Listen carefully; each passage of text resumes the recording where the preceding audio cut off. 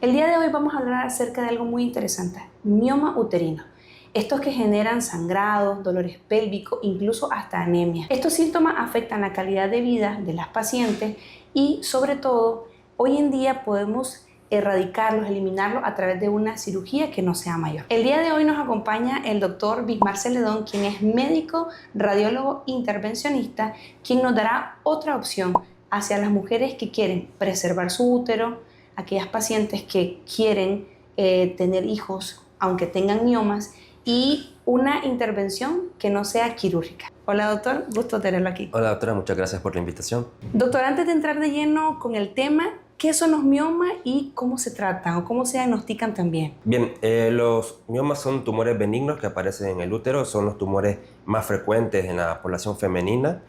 Los síntomas generalmente están asociados a sangrado y el diagnóstico principalmente se realiza en primera instancia por ultrasonido. Ok, pero ya entrando de lleno, doctor, ¿qué es la embolización de los miomas? La embolización es un procedimiento mínimamente invasivo que consiste en introducir un catéter, que es una especie de manguerita.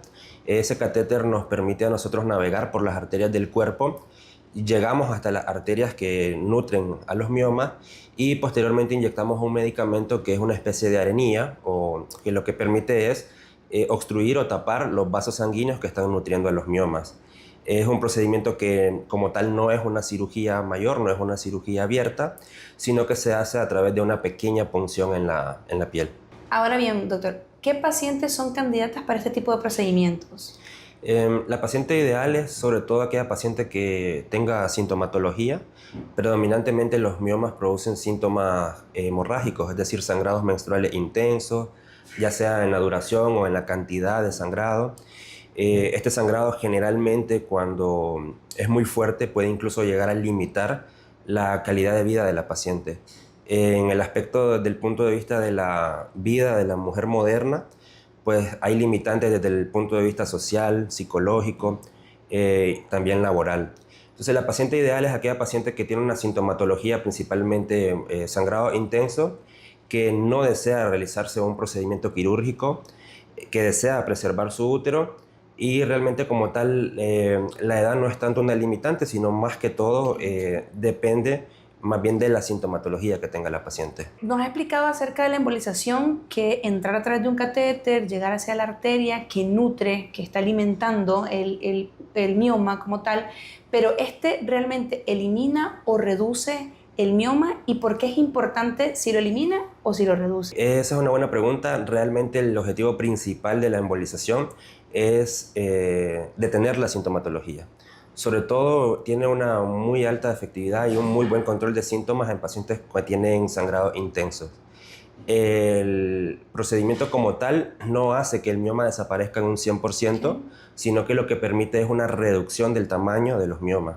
Generalmente con este procedimiento los miomas reducen hasta un 70-80% del tamaño inicial, pero ese es un objetivo secundario. Realmente en el procedimiento el objetivo principal es detener la sintomatología y que la paciente pues no sea sometida a un procedimiento quirúrgico sin necesidad y que pues la paciente pueda conservar su útero si ese es su deseo. Ok, una vez que se reduce el mioma, ¿cuánto tiempo después la paciente puede dejar de sentir síntomas? ¿Se quitan completamente?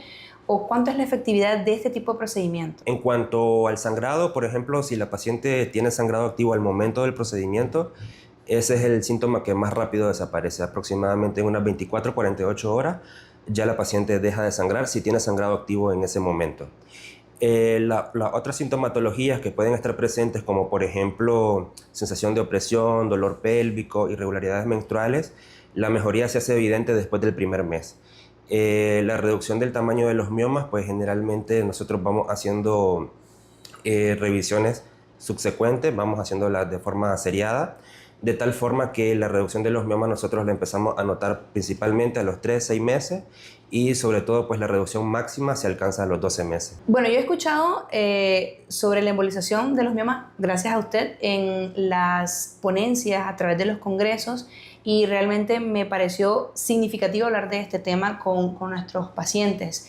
Pero entre una histerectomía, que es el retirar el útero, de que la paciente pierda esa oportunidad de tener un hijo, a este tipo de procedimiento, ¿cuál es la ventaja real, el beneficio que tienen las pacientes? Bien, en cuanto a beneficios, por ejemplo, versus una cirugía, llámese histerectomía o miomectomía, principalmente está la recuperación, que es mucho más rápida. Obviamente hay menos riesgos también en cuanto a someterse a un procedimiento quirúrgico abierto, como en estos otros casos. Pero además de eso, la principal ventaja versus la histerectomía en este caso es conservar el útero. Realmente las guías a nivel mundial, sobre todo en países desarrollados, actualmente recomiendan que ya no debe de hacerse histerectomía por causas benignas, llámese miomatosis o incluso adenomiosis. Entonces, la principal ventaja sería poder conservar el útero, y realmente también se sabe que el útero como tal no es un órgano que tenga una función exclusivamente reproductora. Entonces, la tendencia actual es conservar el útero, ya que también tiene otras funciones como son hormonales. Estas hormonas también influyen en la salud cardiovascular y neurológica de la paciente a largo plazo, y además de eso, pues el útero como tal tiene una función de sostén, dada su relación con otros órganos en la pelvis como la vejiga y el recto. Todo procedimiento tiene riesgo. Ahora, ¿la embolización de los miomas tiene algún riesgo potencial mortal para poder decir no hacerlo o sí hacerlo? Sí, como todo procedimiento en medicina existen algunos riesgos, pero la realidad de las cosas es que este es uno de los métodos más seguros que existen. Existen algunas posibles complicaciones que son muy poco frecuentes, pero suelen ser, por ejemplo, infecciones. Muchos pacientes después del procedimiento hacen algo que se llama síndrome de embolización. Realmente no es una complicación, sino que es una reacción adversa propia del procedimiento. Esto es bastante frecuente en las pacientes y son síntomas como, por ejemplo, náuseas, dolor, malestar general, pero generalmente pues esto resuelve con tratamiento médico y suele ser una duración muy corta, 24, 48 horas, así que las molestias no suelen ser tan prolongadas ni permanentes. Riesgo de mortalidad en estos procedimientos, la realidad es que es prácticamente muy baja. Bien, la paciente decide realizarse la embolización de su mioma, pero ¿qué sigue después? ¿Qué es lo que la paciente debe de hacer después de esto? Ok, bueno, este procedimiento como tal requiere una hospitalización corta. Generalmente la paciente ingresa el mismo día del procedimiento y prácticamente el día siguiente ya se le da de alta. La recuperación es muy rápida, la paciente se reintegra a sus actividades cotidianas en aproximadamente 48 horas. Algunas pacientes pues sí presentan dolor después del procedimiento. En términos generales, lo más que la paciente tarda en reintegrarse completamente normal es 7 días. Entonces la recuperación versus un procedimiento quirúrgico, por ejemplo, es muy rápida. Después del procedimiento pues se realizan consultas de seguimiento, que son revisiones con ultrasonido. Deben ser, yo generalmente siempre hago una a los 15 días, pero deben realizarse siempre al mes, 3 meses, 6 meses y 12 meses, que es el tiempo que se estipula más o menos el seguimiento de la paciente. ¿Esto es por ultrasonido transvaginal, ultrasonido pélvico?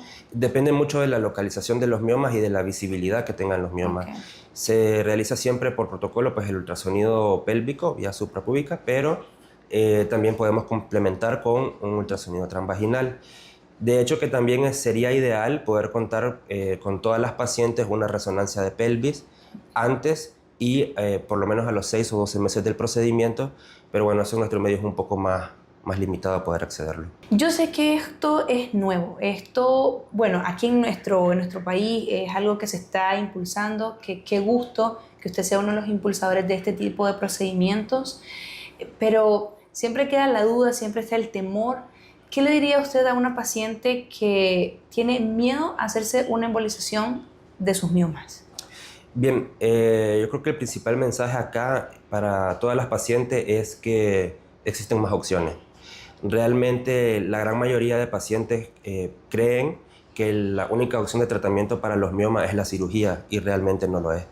Existen múltiples opciones, pueden ser desde el tratamiento puramente farmacológico con hormonas para el control de los síntomas, pasando por lo que tradicionalmente pues, se realizaba como son las cirugías, llámese miomectomía o histerectomía, hasta las terapias pues sí nuevas como tal, que son terapias mínimamente invasivas, que no son procedimientos quirúrgicos grandes, como son la embolización, que es el tema de hoy, y también la ablación de miomas. darle paso a la nueva tecnología, a los nuevos procedimientos y que no todo es cirugía.